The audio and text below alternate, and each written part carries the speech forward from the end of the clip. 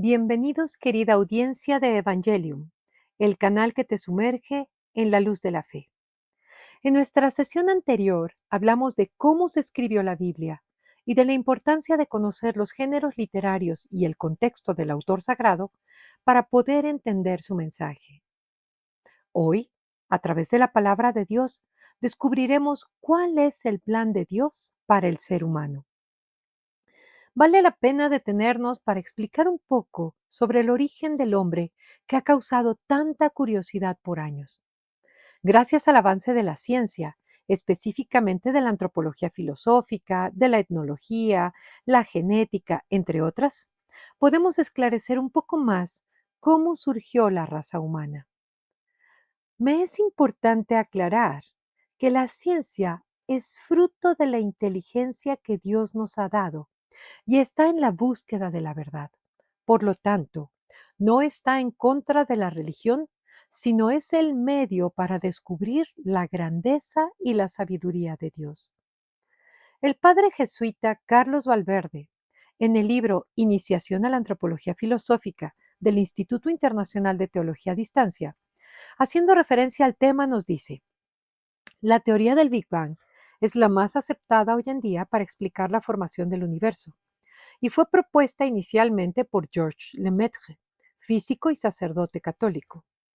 De acuerdo con esta teoría, hace aproximadamente 15.000 millones de años apareció un punto infinitesimal en el cual sucedió una enorme explosión liberándose una energía que dio lugar a las llamadas partículas X.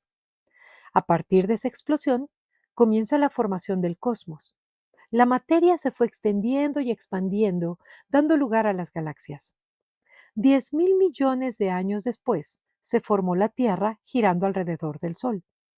Se forma la atmósfera en la Tierra, surgen los continentes y en los océanos se forman los aminoácidos que serán los componentes básicos de los seres vivos. La materia se va estructurando de tal forma que se llega a la materia viva, la cual, asimilando la luz, el aire, el agua y los alimentos, comienza su autoformación y reproducción, transmitiendo una cuantiosa información genética, lo que conocemos como biogénesis. Aparece la vida y se propaga con rapidez por esa capacidad de reproducción.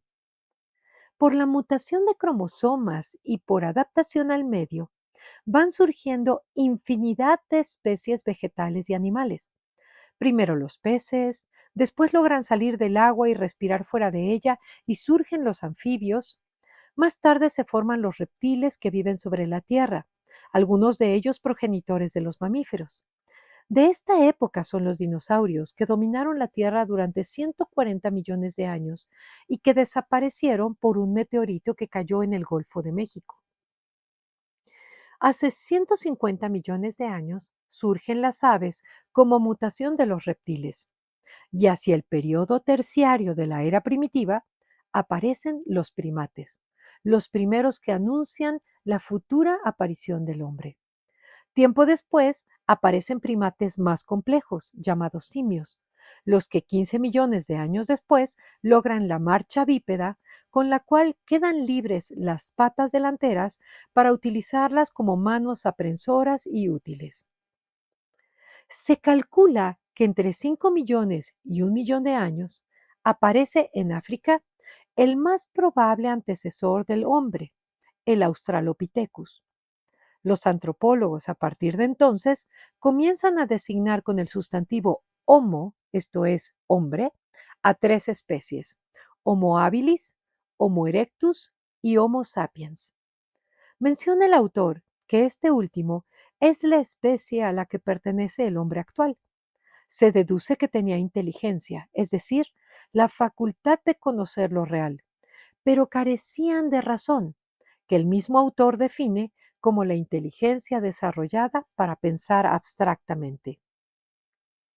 Hace más o menos 35.000 años surge la subespecie llamada Homo sapiens sapiens, morfológicamente idéntico al hombre actual, un hombre en el que se ha desarrollado la inteligencia como capacidad de conocer lo real y que además de utilizar la razón para analizar y reflexionar, tiene autoconciencia, competencias para progresar, para desarrollar la técnica, para crear simbolización e incluso el lenguaje, y aptitud de reconocer a su creador y entender las leyes naturales y la moral. Nos dice el padre Valverde, ya no hay apenas desarrollo biológico, pero ha comenzado el desarrollo del psiquismo humano, y vaya que ha avanzado a pasos agigantados. Eso lo dice la ciencia y nos lleva a concluir que todo es fruto de un programa inscrito en los primeros elementos, que a partir de las energías físicas, químicas y biológicas fueron evolucionando hasta llegar al cuerpo humano. Como puedes darte cuenta, aquí no cabe la casualidad. Todo fue previamente planeado para llegar a la cúspide de la creación con el hombre y la mujer. Dice el primer relato del Génesis. Creó pues Dios al ser humano a imagen suya los creó, macho y hembra los creó. Después los bendijo y les dio los mismos derechos. Eso fue el sexto día. El segundo relato del Génesis expresa lo siguiente. Dijo Dios, no es bueno que el hombre esté solo.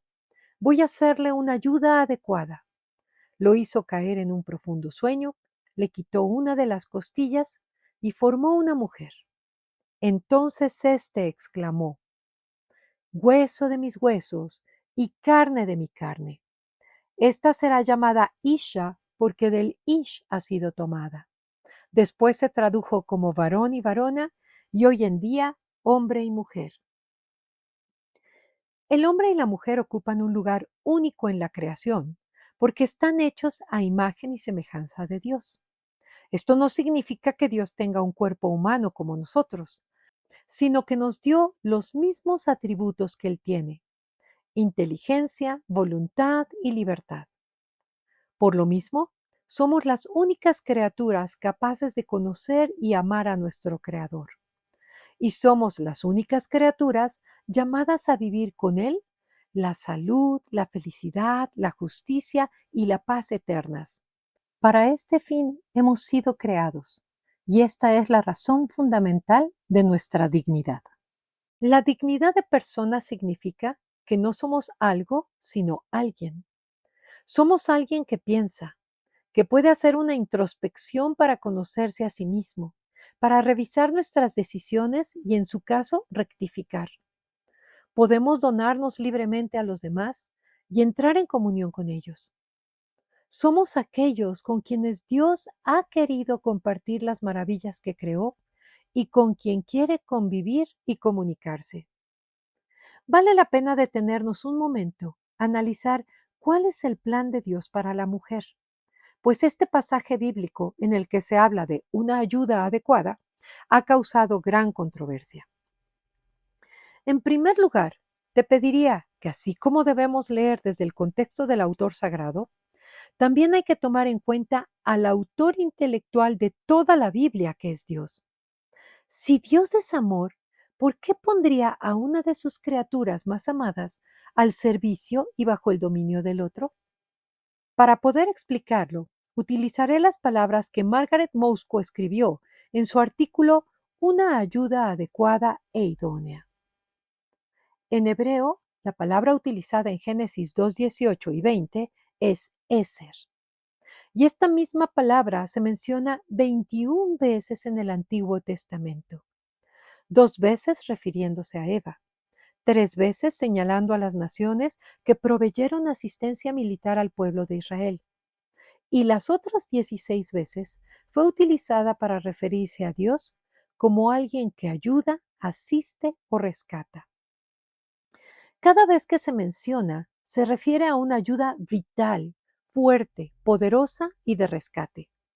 A pesar de estos ejemplos, cuando la palabra Eser es aplicada a la primera mujer, su significado ha sido modificado para dejarla en un segundo plano, dando a entender que su función es meramente servil. La palabra Eser describe a Dios como nuestra fuerza, nuestro Salvador, nuestro protector y nuestra ayuda. Y Ezer, en la primera mujer, Eva, se refiere al ser que daría plenitud, fuerza, protección y rescate al hombre y con él a la humanidad. Y es lo mismo el hombre para con la mujer. Lo dice San Pablo en su carta a los Corintios.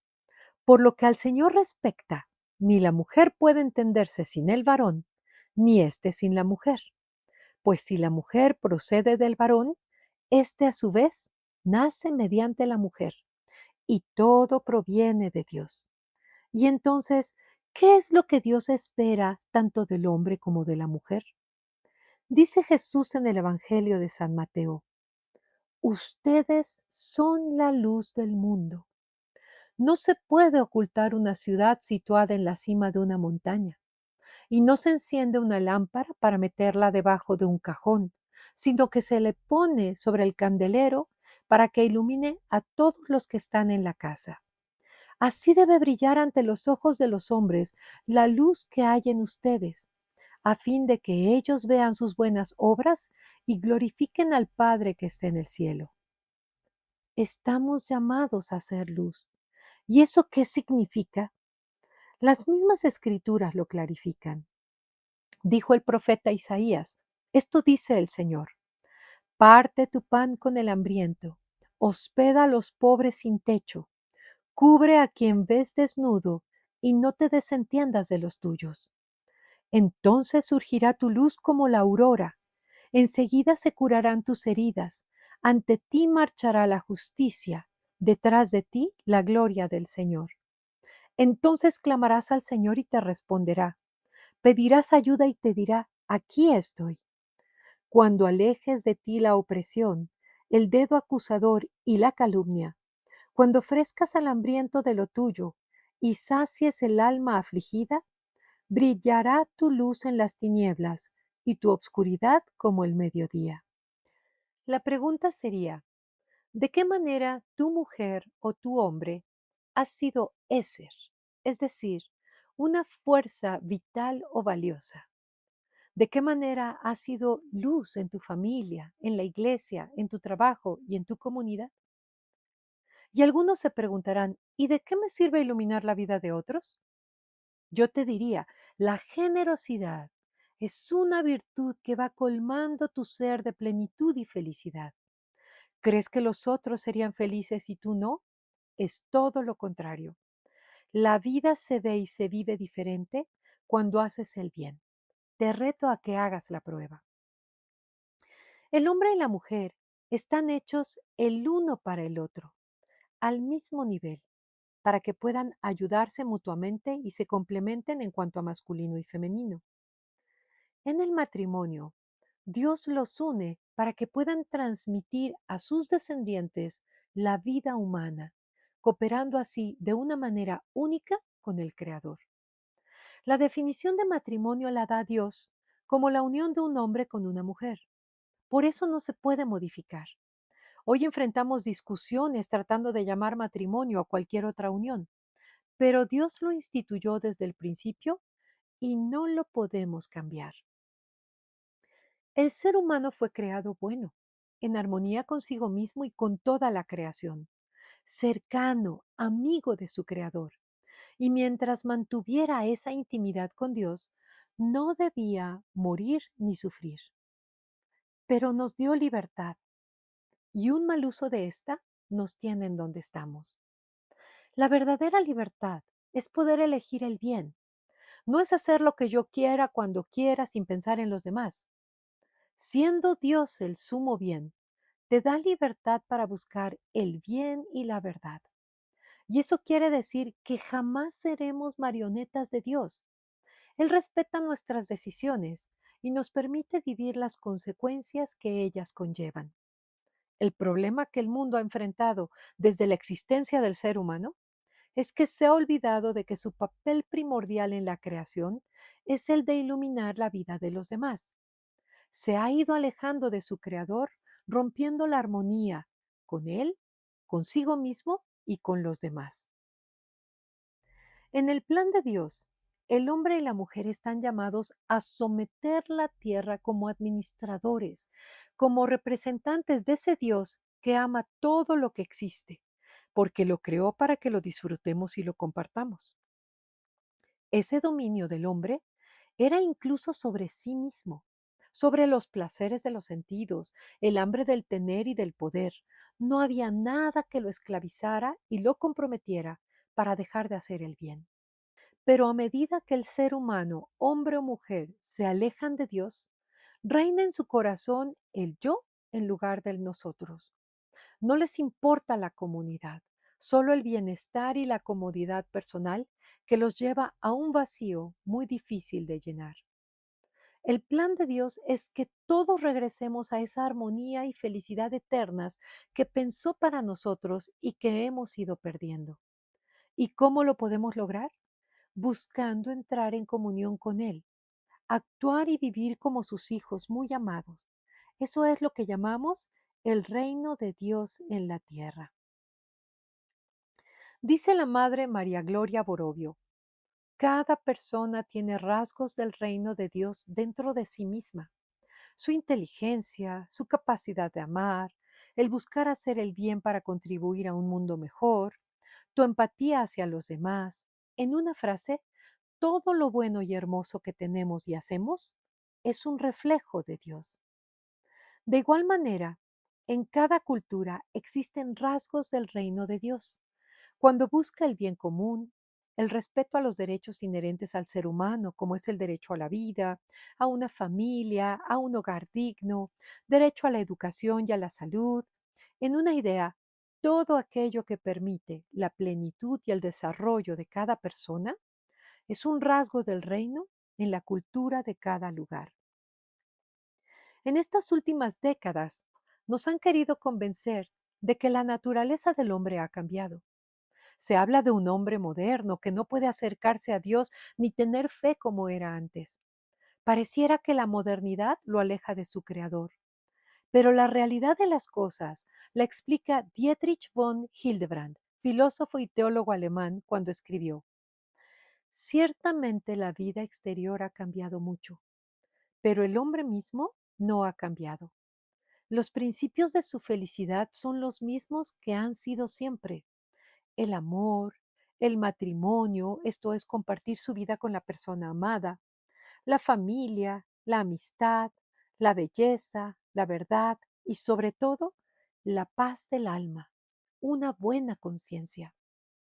Sus peligros morales son los mismos que lo fueron antes: la soberbia, la concupiscencia, que no es otra cosa que los deseos desenfrenados y sus frutos, por supuesto, las malas pasiones, la ambición desorbitada, la envidia, el deseo ciego de poder, la avaricia, la codicia, etcétera. Lo mismo puede decirse de las virtudes mortales, cuyas prácticas se le exige, como la justicia, la integridad, la pureza, la generosidad, la humildad y la caridad. El hombre tiene hoy la misma condición que tenía antes, las mismas capacidades de inteligencia, de conocimiento y de voluntad libre, el mismo corazón que puede alegrarse y sufrir, el mismo destino. Tiene tanta necesidad de redención como antes. Te alabamos, Padre Santo, porque eres grande, porque creaste todas las cosas con sabiduría y amor. A tu imagen creaste al hombre y le confiaste el universo entero para que, sirviéndote solo a ti, su creador, dominara toda la creación. Y cuando perdió tu amistad por la desobediencia, no lo abandonaste al poder de la muerte. Te pedimos humildemente que transformes nuestro corazón para que se convierta en un corazón desprendido, consciente de que todo lo que tenemos es don y gracia recibida, destinada a iluminar nuestro camino y el de los demás. Espíritu Santo, fuente de luz, guíanos para que sepamos superar toda dificultad, temor o tribulación que nos aparte de cumplir nuestra misión de ser luz para los demás. Te lo pedimos por Jesucristo nuestro Señor. Amén. Nos vemos en nuestra próxima transmisión, donde conoceremos cómo Dios, por el gran amor que nos tiene, promete ayudarnos a regresar a Él. Y así es como inicia la historia de la salvación. Bendiciones para todos.